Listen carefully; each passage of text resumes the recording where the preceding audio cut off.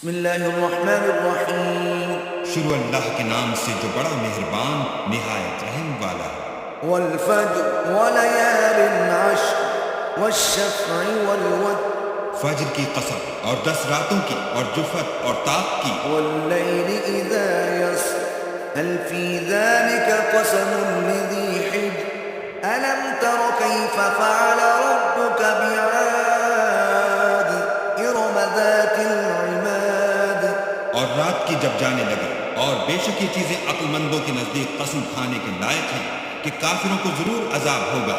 کیا تم نے نہیں دیکھا کہ تمہارے پروردگار نے عاد کے ساتھ کیا کیا جو ارم کہلاتے تھے، اتنے دراز قد، التي لم يخلق مثلها في البلاد وثمود الذين جابوا الصخر بالواد وفرعون ذي الأوتاد الذين طغوا في البلاد۔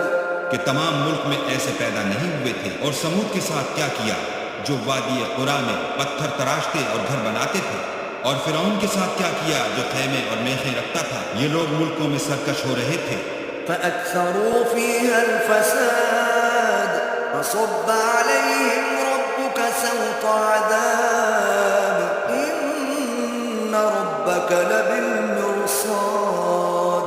اور ان میں بہت سی خرابیاں کرتے تھے، تو تمہارے پروردگار نے ان پر عذاب کا کوڑا نازل کیا، بے شک تمہارا پروردگار طاق میں ہے۔ فأما الإنسان إذا ما ابتلاه ربه فأكرمه ونعمه فيقول ربي أكرمن۔ مگر انسان عجیب مخلوق ہے کہ جب اس کا پروردگار اس کو آزماتا ہے کہ اسے عزت دیتا اور نعمت بخشتا ہے تو کہتا ہے کہ آہا میرے پروردگار نے مجھے عزت بخشی۔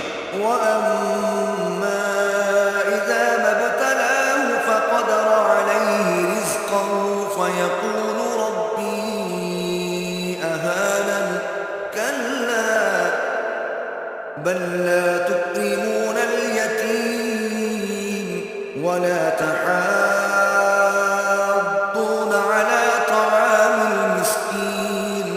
اور جب دوسری طرح آزماتا ہے کہ اس کو روزی تنگ کر دیتا ہے تو کہتا ہے کہ ہائے میرے پروردگار نے مجھے ذلیل کیا، نہیں بلکہ تم لوگ یتیم کی خاطر نہیں کرتے اور نہ مسکین کو کھانا کھلانے کی ترغیب دیتے ہو۔ وتأكلون التراث أكلا لما وتحبون المال حبا جما كلا إذا دكت الأرض دكا دكا وجاء ربك والملك صفا صفا۔ اور میراث کے مال کو سمیٹ کر کھا جاتے ہو اور مال کو بہت ہی عزیز رکھتے ہو، تو جب زمین کی بلندی کوٹ کوٹ کر پست کر دی جائے گی اور تمہارا پروردگار جلوہ فرما ہوگا اور فرشتے قطار باندھ باندھ کر موجود ہوں گے۔ وجيء يومئذ بجهنم يومئذ يتذكر الإنسان وأنى له الذكرى يقول يا ليتني قدمت لحياتي۔ اور دوزخ اس دن حاضر کی جائے گی تو انسان اس دن متنبہ ہوگا، مگر اب انتباہ سے اسے فائدہ کہاں مل سکے، کہے گا کاش میں نے اپنی زندگی جاویدانی کے لیے کچھ آگے بھیجا ہوتا۔ فيومئذ لا يعذب عذابه أحد ولا يوثق وثاقه أحد يا أيتها النفس المطمئنة۔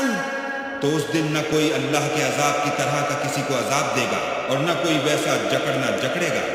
اے اطمینان پانے والی روح، ارجعي إلى ربك راضية مرضية فادخلي في عبادي وادخلي جنتي۔